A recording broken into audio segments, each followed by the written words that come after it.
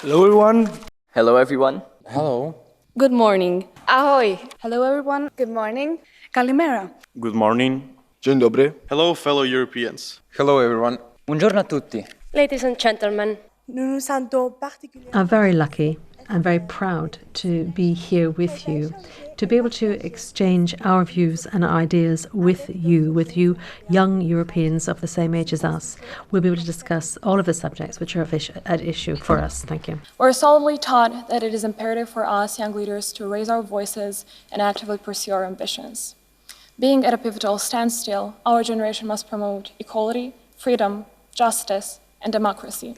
And every one of us present here today has the primary purpose to directly impact others to do the same. We, as different nations, will be working together in order to come up with the perfect proposal for the European Union. We hope for a constructive and successful day where we work together for a better future. We wish everyone a nice day. Thank you.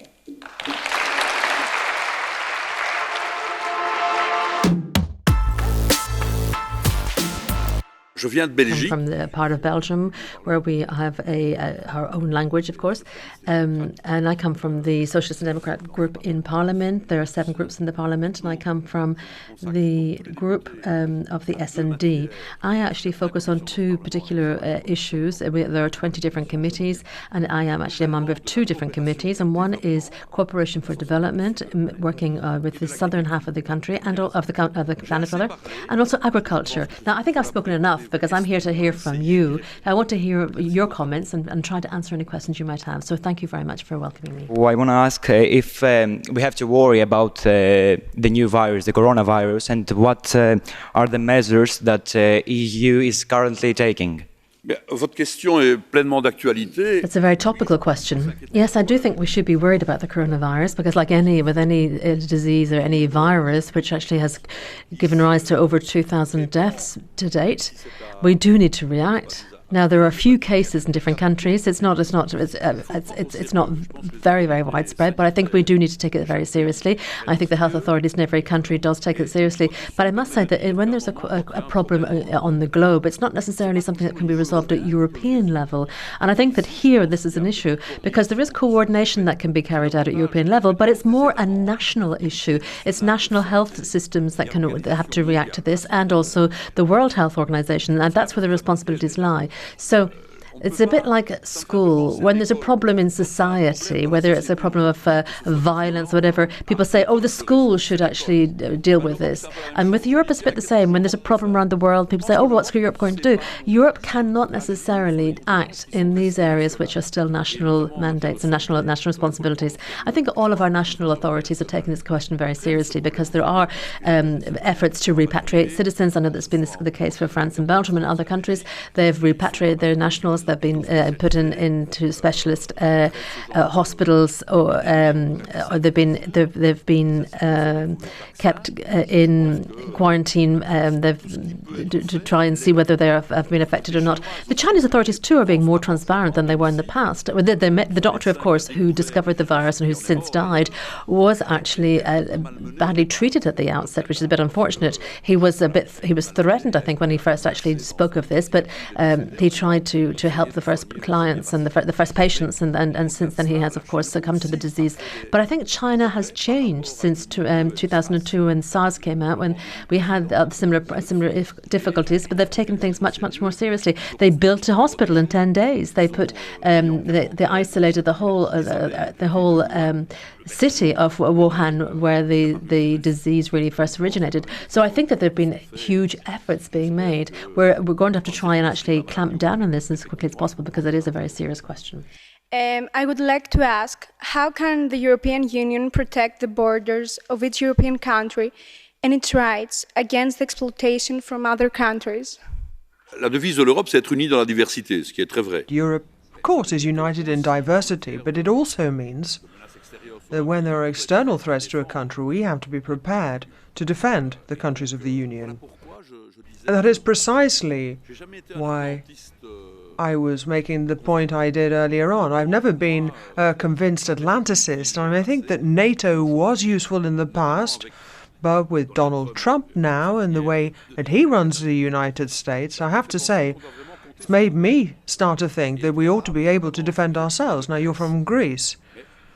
And Greece is a country that NATO congratulates because Greece spends a huge proportion of its budget on defense. I mean, I think it spends double what we do in terms of its GDP. Spends twice what Belgium or Portugal do on defense. Now, you're asking that question from a Greek perspective. And if we are to have an effective European defense, it would be a good thing if Greece could spend less of its GDP on defense. I mean, that money could go on other policies which are more directly useful to ordinary people. And I think that can only happen if we genuinely achieve Europe, take it to completion and have a federalist one. I mean, just again, on the previous question, I don't think we're there yet. I mean, when it comes to having a strike capability or a defense force, we're by far from being all the way. You've got Estonia, Latvia, Lithuania, for example. Of course, they're worried about their Russian neighbor. There's a worry, of course, of invasion or some imperialistic ambitions on their part. So, yes, this is a real issue, and I very much hope in the future we will have a more federal-style Europe. From your personal point of view, which is the best way to stop the climate change and the global warming? I think that we are living in a period where major decisions need to be taken, and something which might be seen as a problem should actually be seen as an opportunity, which is touching us in a very unfair way, because the zones that are actually already suffering from desertification are being hit again by typhoons, by tropical storms. This is in the tropical areas where there are terrible storms, things that we don't really see in Europe. But these are the regions that are most hit by the climate change. It would be nice if it rained in the desert, but sadly that's not going to be the case.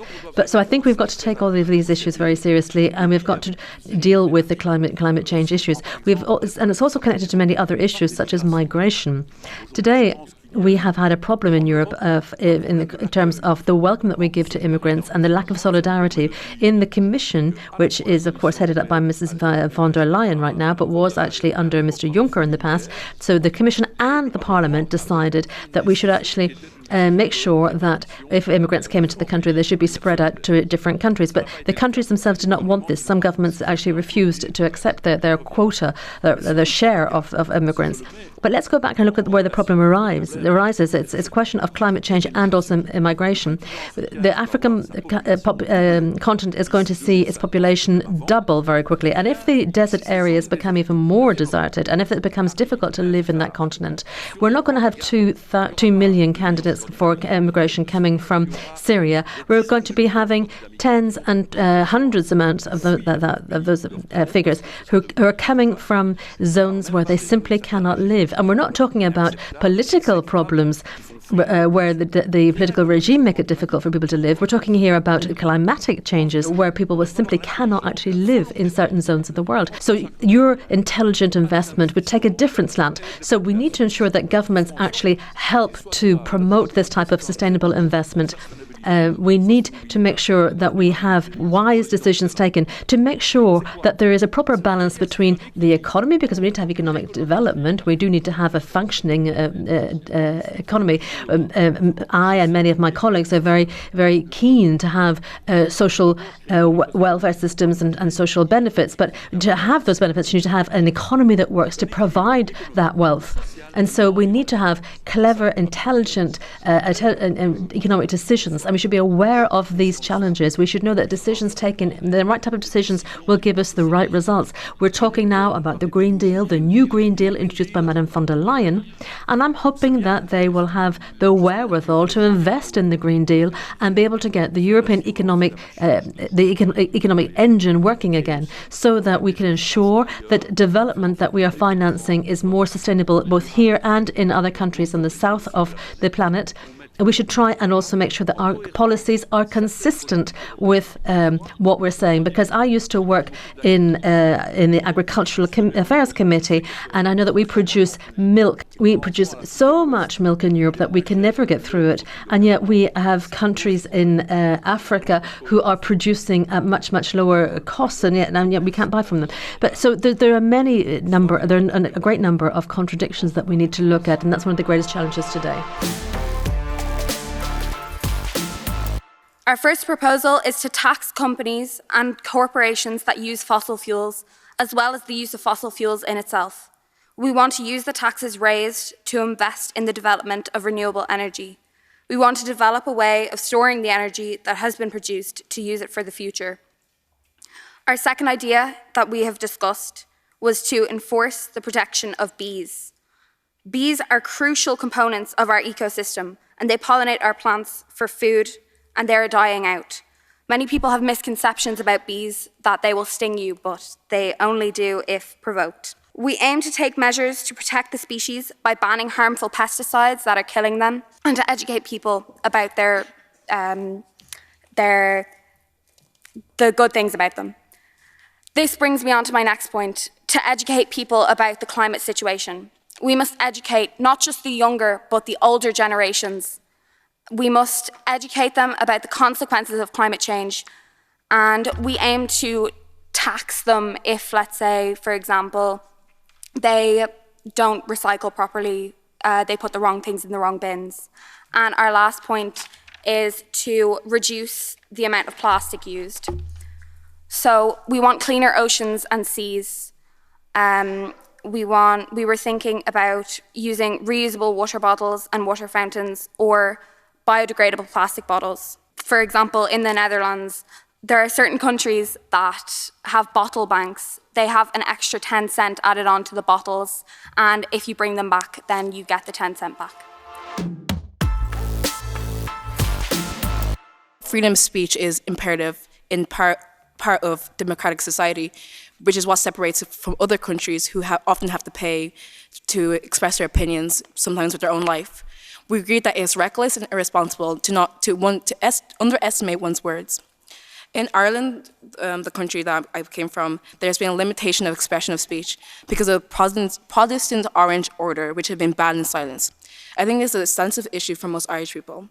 I think this is an example of how the freedom of expression can be felt as a restriction to another person. We believe that hate speech should be illegal and should not be protected under freedom of speech.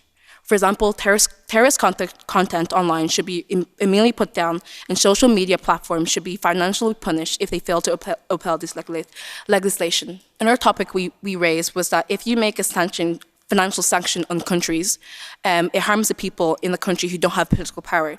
So we don't believe in putting, if an EU country was to violate human rights, we don't agree with putting financial sanctions on that country because we believe that it hurts the people who don't have political power.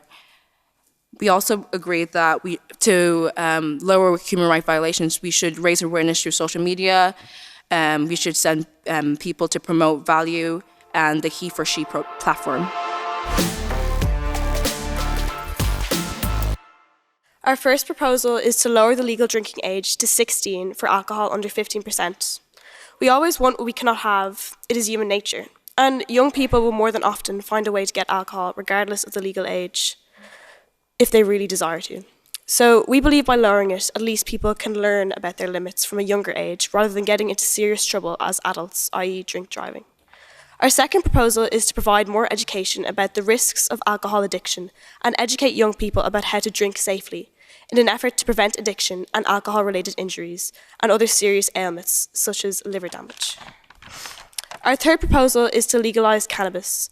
We believe that it is safer to legalise cannabis rather than people buying it off the black market, where it may not be pure cannabis, and it can also lead to people being offered harder drugs.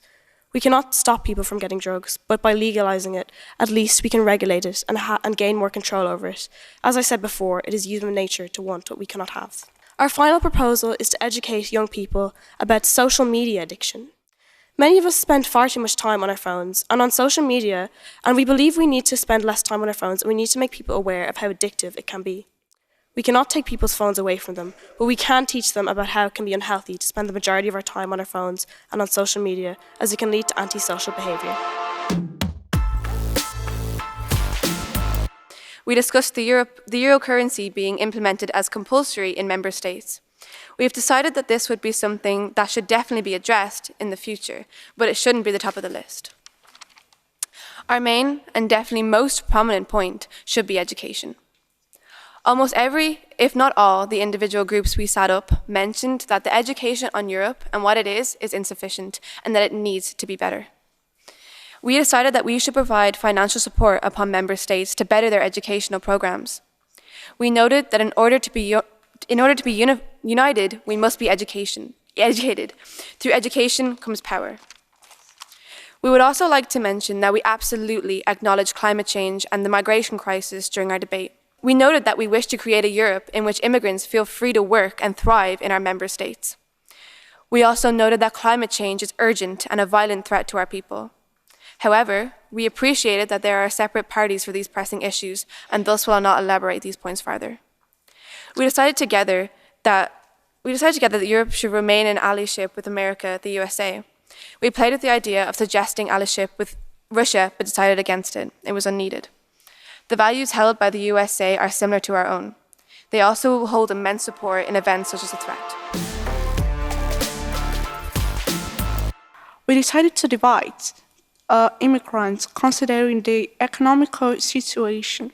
Each country, the economical situation in each country, and their capacity for taking immigrants. We also discussed that the countries that are capable to take immigrants, but they close their barriers. We would like them to pay to the other countries so that immigrants can have economically support since they're disagreeing on helping.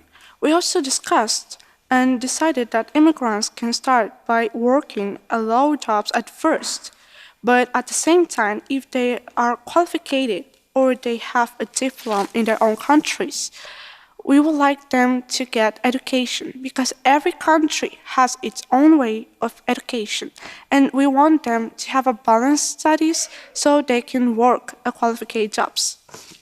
We also spoke about the countries of the economical immigrants. If we invest and promote their countries so they can have a stable economical life as possible as we can, so people, they would have a stable life as possible. That would be a solution for the globalization in Europe. As some of you might know, but many do not, it is that we have programs provided by the European Union to help young people to get a job. Therefore, our solution is to get more young people know about these programs, and we will do this by giving education in schools so that people will know that these programs exist and that they will get a job easier following these programs that already are provided by the European Union.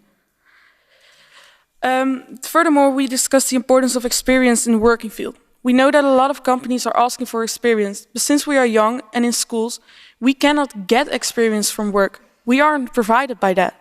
Therefore, we need to be provided with that. How can we do that? By doing internships. Not only internships, but also doing jobs besides our school, starting at a young age, making sure that we get experience in whatever job it is. Maybe at a supermarket, but make sure that we work and that we get experience so that it will look good on our CV. In addition to this experience, we propose to focus more on common guidelines within the entire European Union. It is important that every student gets the same possibilities whenever they leave high school. With these guidelines, we can make sure that everybody has the same level when they leave their high school and that they will have the same opportunities as every other student in the European Union. Furthermore, we would like to propose to invest in more financial support to countries who are lacking jobs for students that are just graduated. With this, we can also provide more support to local companies in order to get more jobs. Because it is important that we all get work. Because lastly, we want to stress that whatever we do, we must do what we like. Because that is the most important thing when it comes to jobs. Thank you.